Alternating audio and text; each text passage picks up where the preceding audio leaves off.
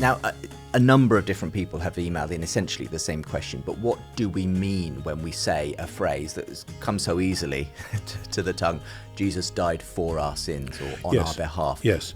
What are we actually saying in saying a phrase like that? When Paul says that, he adds the phrase, according to the scriptures. Mm-hmm. Now, that doesn't mean I can find 3 proof texts, e.g. Isaiah 53.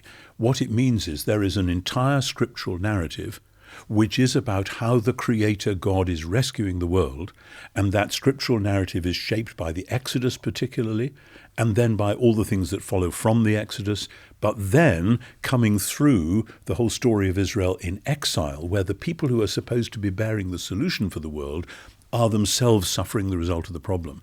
And the Messiah, Israel's Messiah, comes to the point where that story has reached rock bottom, in order to take its weight upon himself and so to begin new creation.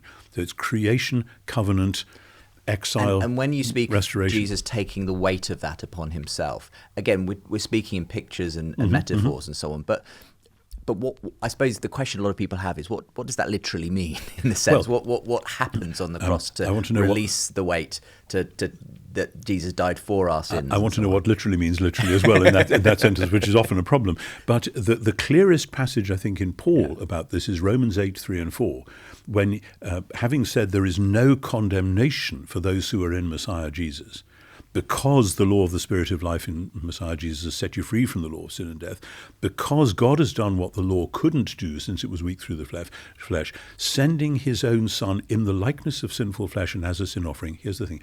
He condemned sin in the flesh. There is no condemnation for us because God passed sentence of condemnation on sin.